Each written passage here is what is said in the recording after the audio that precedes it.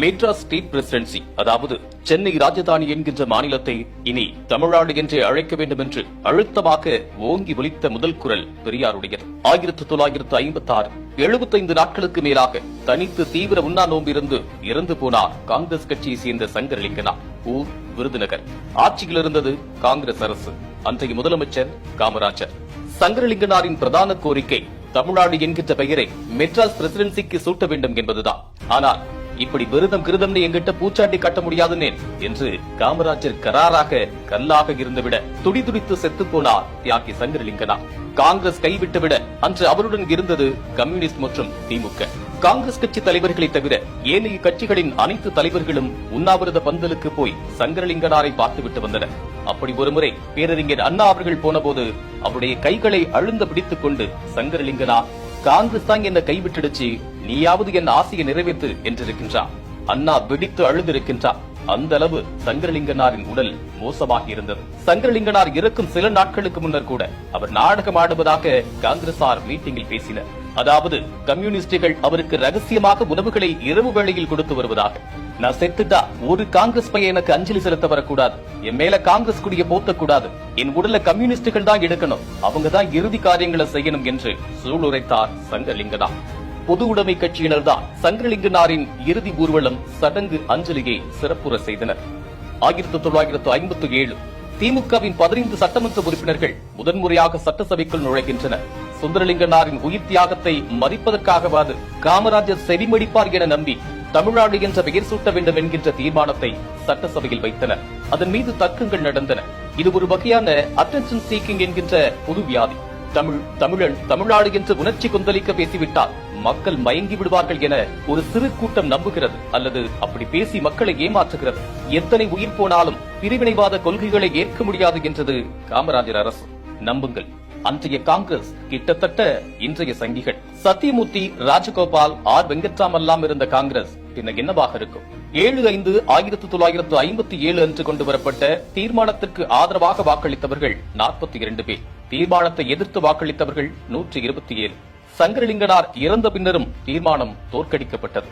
1961 சங்கரலிங்கனார் செத்து 5 வருஷமாச்சு. திமுக தீர்மானம் கொண்டு வந்து 4 வருஷமாச்சு. இம்முறை சோசியலிஸ்ட் கட்சிக்காரர் மீண்டும் தமிழ்நாடு பெயர் மாற்ற தீர்மானத்தை கொண்டு வந்து ஆளுங்கட்சியினர் தயவு கூர்ந்து ஆதரித்து வாக்களிக்க வேண்டும் என கோரிக்கை விடுத்தார். காமராஜர் உண்மையிலேயே தீர்க்கதரிசி என்றார். நிச்சயம் இந்த வாய்ப்பை பயன்படுத்திக் கொண்டு மிக எளிதாக தமிழ்நாடு என பெயர் சூட்டி வரலாற்றில் இடம்பெற்றிருக்கலாம். ஆம், அந்த அளவிற்கு அவருக்கு நேருவிடம் செல்வாக்கு இருந்தது. நம்ப மாட்டீர்கள், காந்தி மற்றும் காமராஜர் இருவருமே பெரும் சர்வாதிகாரிகள், முரட்டு பிடிவாதம் கொண்டவர்கள். இதில் காந்தியார் ஒருபடி மேலே சென்று எதிர்ப்பை காட்ட உண்ணாவிரதம் என்கின்ற ஆயுதத்தை வேறு தூக்கி விடுவார். பெரிய அக்கப்பூரா போச்சு உங்க கூட, சரி விடுங்க, இனி கடித போக்குவரத்துல வேணா தமிழ்நாடுன்னு எழுதிக்கலாம் என்று சட்டசபையில் சொன்னார் காமராஜர். எதிர்க்கட்சிகள் சம்மதிக்கவில்லை. பிறகு என்ன, வழக்க போல இந்த தீர்மானமும் தோல்வியடைந்தது. 1962 காங்கிரஸ் மாபெரும் வெற்றி, மாறாக அண்ணாதுரை தோல்வி. ஆனால் திமுகவின் பலம் முன்பை விட 4 மடங்கு அதிகமானது. அண்ணாவை மாநிலங்களவைக்கு உறுப்பினராக்கி அனுப்பி வைத்தது திமுக. அங்குதான் கம்யூனிஸ்ட் தனிநபர் மசோதாவாக தமிழ்நாடு கோரிக்கையை எழுப்புகிறது. அண்ணா அதை ஆதரித்து அற்புதமான வாசகங்களை எடுத்து வைத்து உரையாற்றுகிறார்.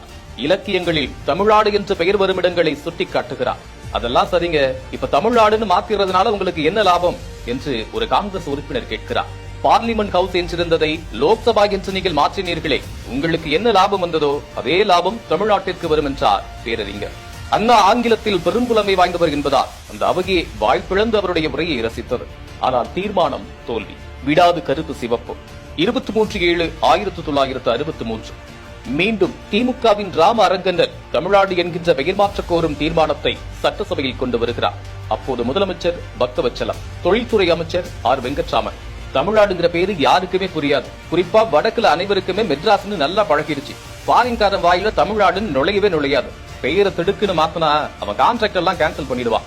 அதனால மதராஸ் பிரசிடென்சின்னு தொடர்றதா நமக்கு நல்லது என்று பேசினார் வெங்கட்ராமன்.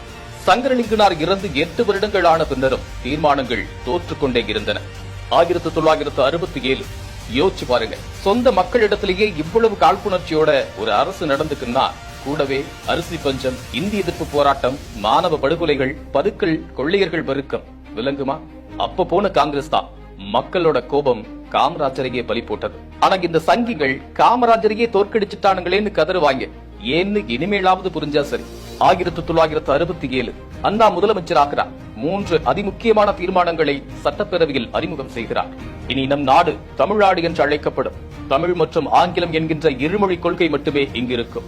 மும்மொழி என்கின்ற போர்வை போர்த்திக் கொண்டு கூட இந்தி நுழைய முடியாது. சடங்கு, சம்பிரதாயம், அக்னி சாட்சி, இடைத்தரகர் என்கின்ற எந்த இடையூறுகளுமின்றி நடத்தப்படும் சீர்திருத்த திருமணங்களும் செல்லும். 18/7/1967 சரியாக இன்றைய தேதி 56 வருடங்களுக்கு முன்பாக தமிழ்நாடு என்கின்ற பெயர் மாற்ற தீர்மானம் ஒருமனதாக நிறைவேற்றப்பட்டது. சட்டமன்றத்தில் வென்ற தீர்மானம் என்பதால் ஒன்றிய அரசில் சட்ட திருத்தத்தை கொண்டு வந்து அது ஏற்றுக்கொள்ளவும் பட்டது. சங்கரலிங்கனாருக்கு கொடுத்த வாக்குறுதியை 11 வருடங்கள் கழித்தும் மறவாமல் நிறைவேற்றி சாதித்தார் அன்றைய முதலமைச்சர் அண்ணா. தமிழ்நாடு நாள் இதுவே. வாழ்க தமிழ்நாடு.